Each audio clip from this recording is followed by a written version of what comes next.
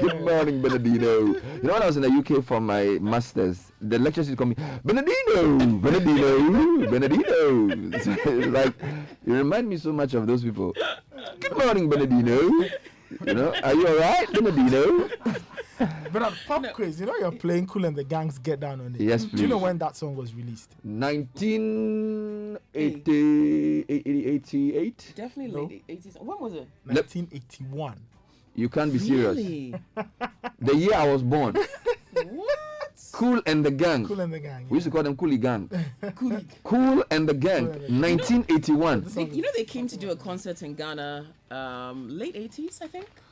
Either late 80s or early 90s. Yeah, at the stadium. And you know how I remember. Tell me. We went. My parents took all of us. Hey, bro, you know. We fell asleep. You were sleeping. Were kids. We'll sleep on the ground. But your parents say you have to watch Cool and the Gang, man. The good man. Cool and the Gang. I remember that. For 1981. some reason, as a kid. This song. Wow. Yeah. Wow. How are you doing this morning, Bernardino? I woke up like, God, my alarm didn't blow. Charlie, hey, alarm no blow. When I woke up, Caleb was reading news. Charlie, the speed and man take each year.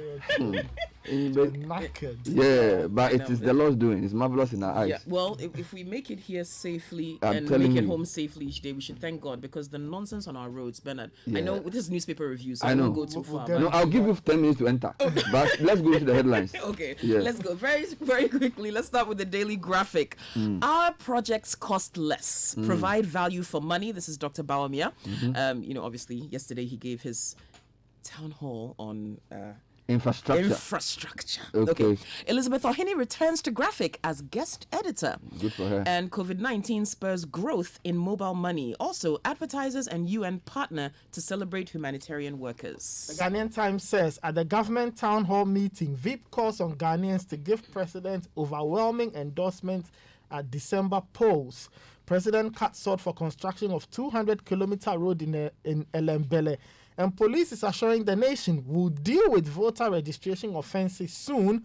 Plus, GPHA retired engineer frauded of 1.4 million cedis. Case adjourned to August 31. The Daily Guide. Bawumia flays Mahama.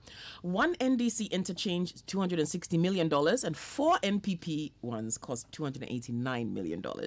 Also, Amidu exposes Ahoy lies. Leave me alone, Tracy screams at Ken. Child rights lords Nana's free JHS meals. And Roman father rallies 4 more for Nana. The Finder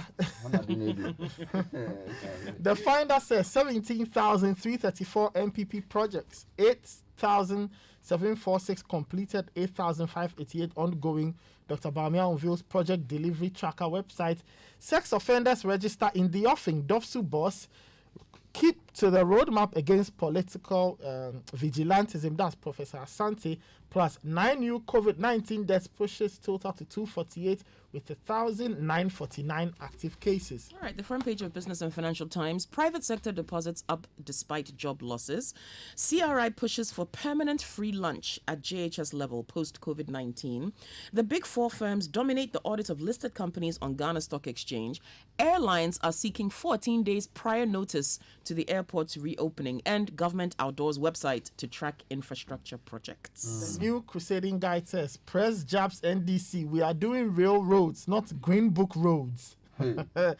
MPP's first term infrastructure record unparalleled. Bawumia says Deputy Info Minister assists constituents. Philip Addison not thrown out by Supreme Court. Lawyers react to set record straight. And Blemango, illegal buildings blocking roads, waterways. Residents cry on Okankwe North Assembly to demolish all. The Daily Statesman, $289 million building, 4 interchanges. Okay, about $260 million built, only 1 under Mahama. Akufo-Addo, my government constructs visible roads, and Martin Amidu fires Ahoy Nana over irredeemable lies in book against Rawlings. The Chronicle says Ahoy Jane doctored JJ's interview with Radio Gold in 1996. Forgive. That's Martin. And there's a picture of Martin Amidu, whether he's looking pensive, I can't tell, but yeah, it's there. Koko Anyidoho says, Mills did not teach me how to insult Rawlings. Focus on polling stations. They are the battlegrounds, John Boedu. and every district has got its share of the national cake. That's the vice president speaking. All right, the Herald.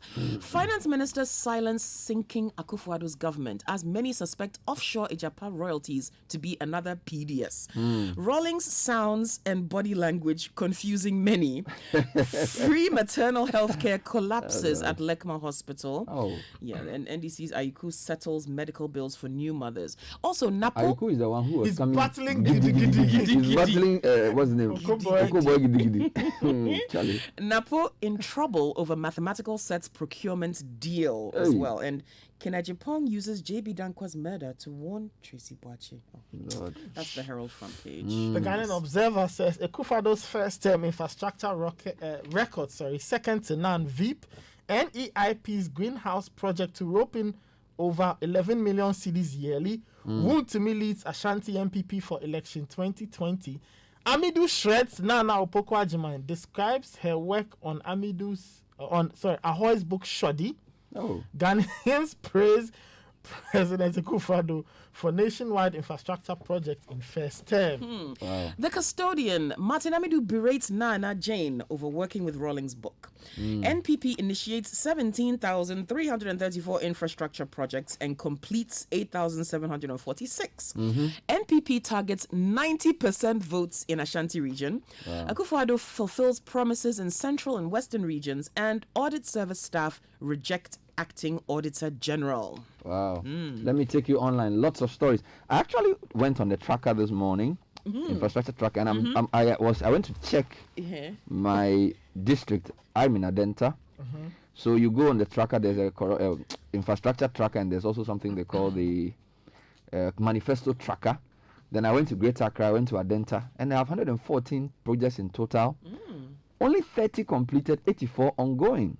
And then the breakdown is giving. So I'm looking for roads, and I'm told there are 11 roads completed and 3 ongoing. So I'm going to look for the 11. Now, when you click on projects, it actually lists them. So there's an ongoing AstroTurf at Adenta and Adenta Municipal.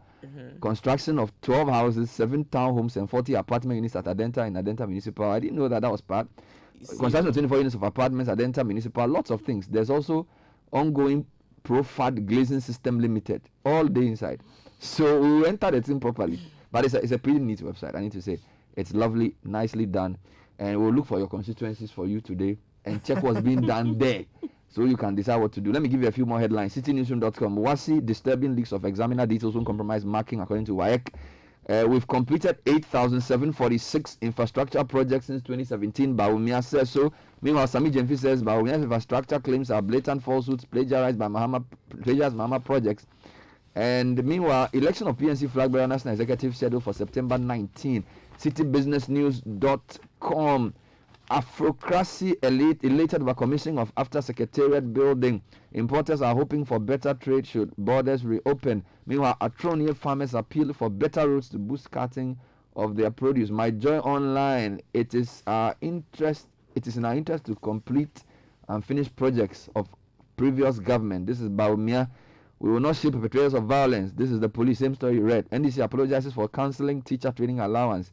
And 9 more dead as Ghana records 340 new COVID-19 cases.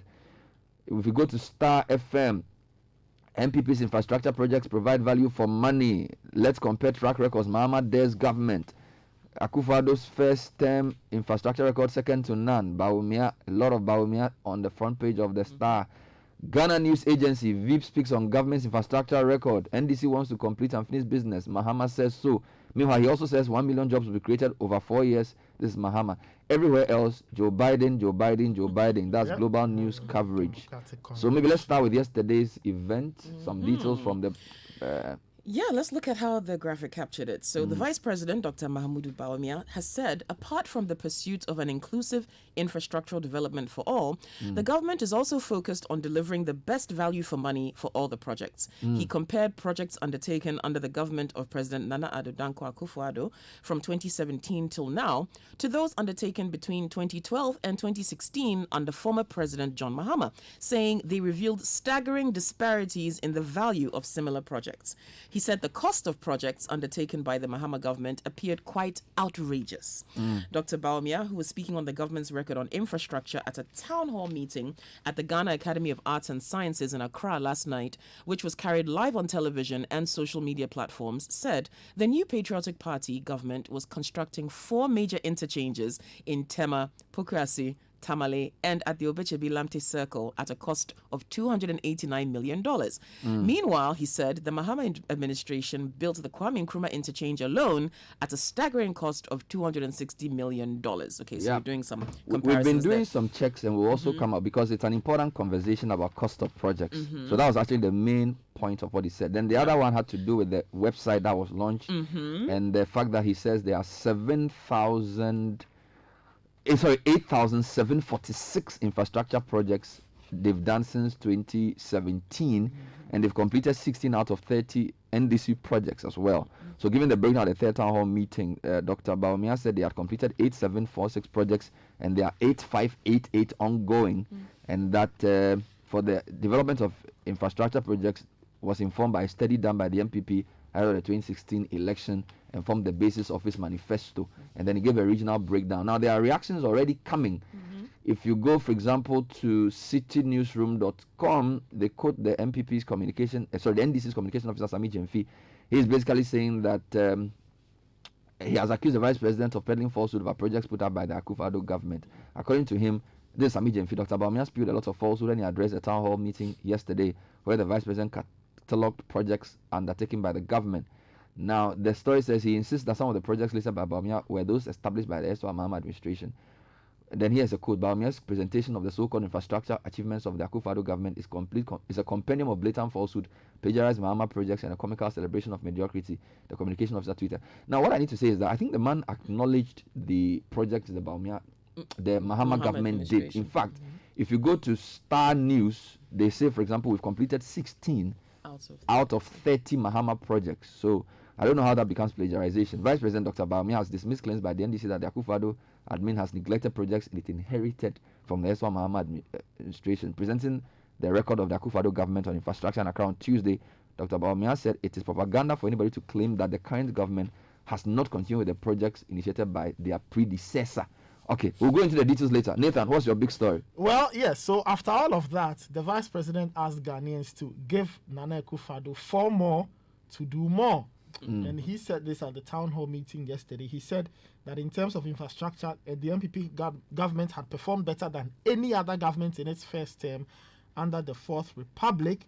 And he went on to provide details, some of the details we've already mentioned, the numbers. He gave some other specifics in there as well. So that was the vice president. I stay on page 14 of the Ghanaian Times, and there's something interesting happening in the Upper East. Now, the regional minister there, Mr. Ngoba Abayage, over the weekend presented 407 pieces of dual desks to the Kasina Nankana Municipal Directorate of Education. And she said that the gesture was from her personal commitment that she wanted to give over time 1,000 dual desks, and she noticed that students were lying on the floor on their belly, sitting on stones to write and all of that. This is during the BC? Because we don't have school in session. So this is something she did based on what she saw earlier. Yes. Well, since you're on education, leaked WASI questions were circulated on social media. Africa Education Watch, really big story. And the WAEC has reacted as well. So the executive director of the Africa Education Watch, Kofi Asare, has alleged that some questions in the ongoing WASI have leaked. Mr. Asari told Eyewitness News that a special page for sharing these leaked questions had been created on social media for interested students. Quote, we have realized that prior to the integrated science paper, there were some leakages. It happened that whatever leaked appeared in the exam and the students were elated. If you go to Facebook and you type Mr. Wright, you will see a page called WAEC Exams Leak Room by Mr. Wright. He has about 6,400 followers, and the business is usually done on WhatsApp. I'm only mentioning Mr. Wright because the brand was embossed on some questions we saw.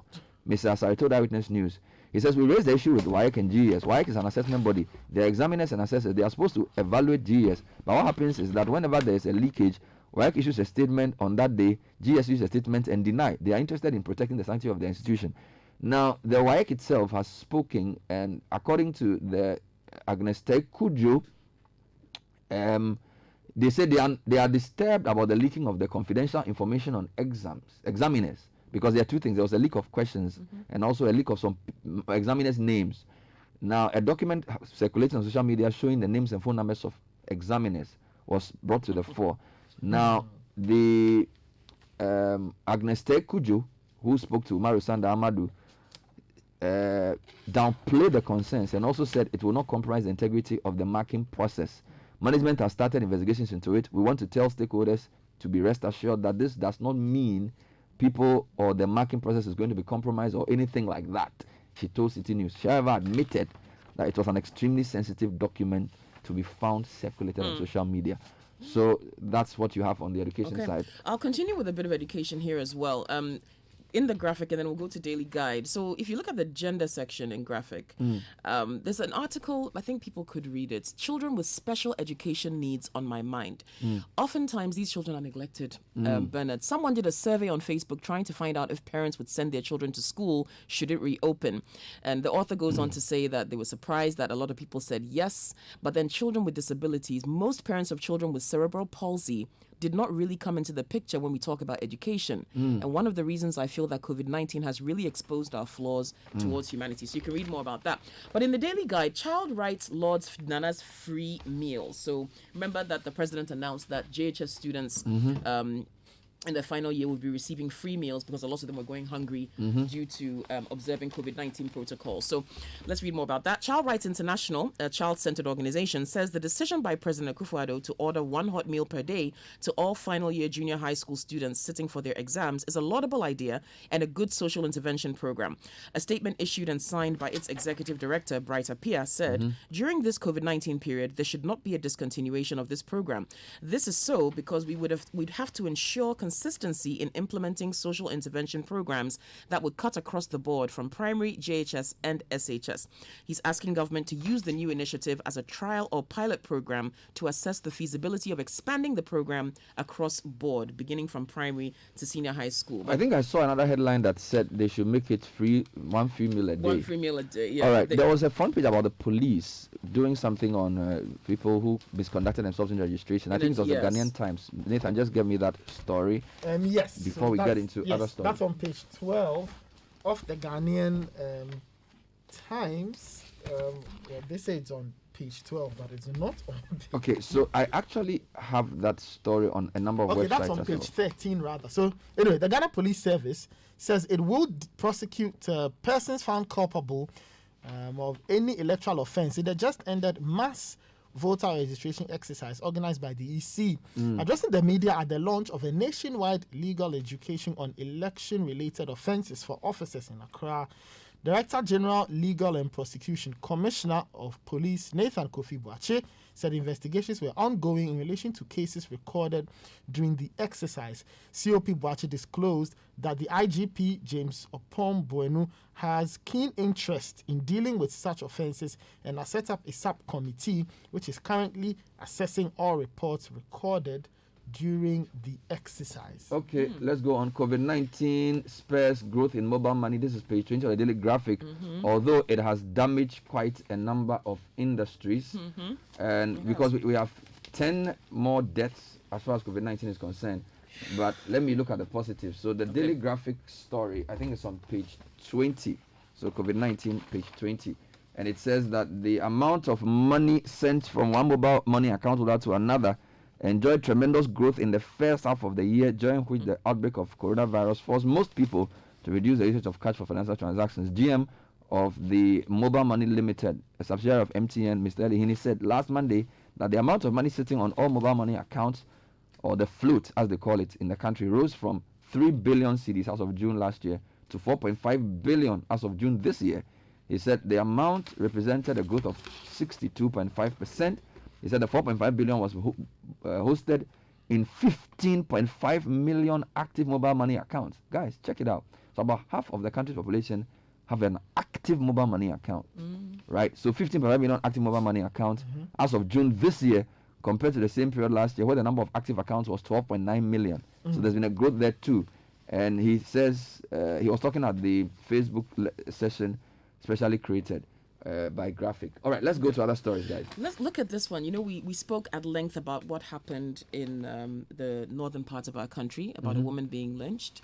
Parliament to pass witchcraft law, says the Speaker. Finally. Speaker of Parliament, Professor Michael Quay, has hinted the passage of a law to help protect people accused of witchcraft, saying Parliament is going to seriously apply itself to employ private members' bill as an instrument of social engineering in the next meeting.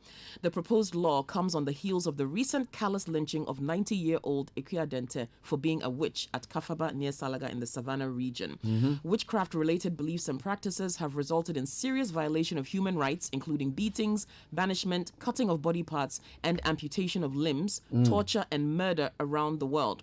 Professor Okwe added that the proposed bill, which will come from the research work of research organizations in Ghana, will be referred to the Parliament's Constitutional and Legal Committee for further action. And he noted that African nations such as Zambia, Tanzania, South Africa, and Zimbabwe have provided for those laws being proposed. So, all right, let's go to this Ejapa royalty story. PPP's William Dewokpo says the agreement is fraudulent.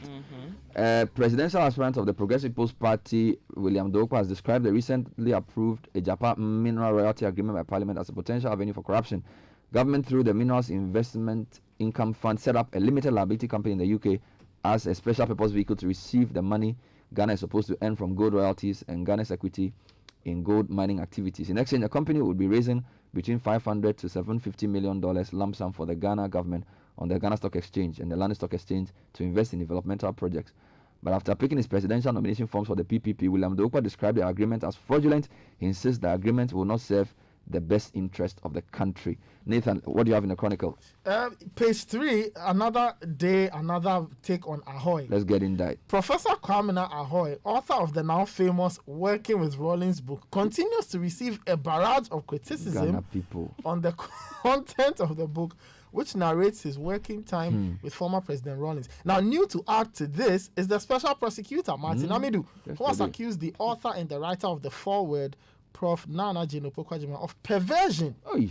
Mr. Amidu says Kwamina Ahoy and Prof. Nana Opoku-Agyemang could have ethically collaborated to Dr. Rawlings' 1996 interview on Radio Gold. Forgive. It is the now running mate of the opposition NDC, Professor Nana Jane Opoku-Agyemang, who interviewed Mr. Rawlings, an interview which was referred to in the book. In its part 1 of what he has titled as Kwamina Ahoy's Working with Rawlings, Amidu's critique. Hey, part 1. Amidu faulted the writer of the foreword for the narration in the book, and according to him, the distinguished scholar has put a reputation and integrity on the line to the whole world in the foreword. It goes on and on and on and on. And if you want more NDC drama, Mills did not teach me how to insult Koku Anyidoho. No, you are originally wrong. So Mills did not teach me how to insult Rawlings. Koku Anyidoho. Still on the book. Yes. But that was stated in the book. Because the author says he spoke to Koku, and Koku said that Mills advised him never to insult Rawlings. Yes. So that's a correct quote. Okay. Yeah. Business and Financial Times. Yes. Don't underestimate us, okay? The power of the purse. Women wield the power when it comes to economic development. Tell me about it. Female buying power has been on the increase for decades as women have come to dominate the consumer landscape as earners, buyers, and influencers. Nice. Yet, little is known about the impact of women's consumer power on long-term industrialization and economic development in Africa. Okay. Globally, women are the most powerful consumers. According to a recent Bloomberg report, women are responsible for between 70 to 80% of all purchases, either through their own consumer purchases or their consumer influence.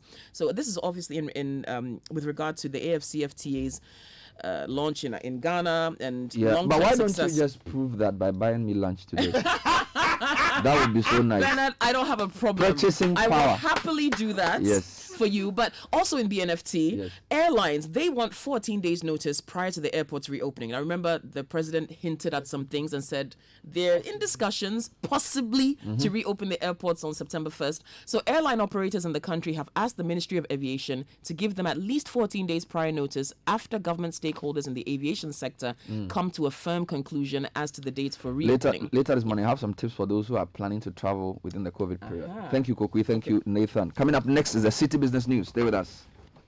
This is the Citi Breakfast Show.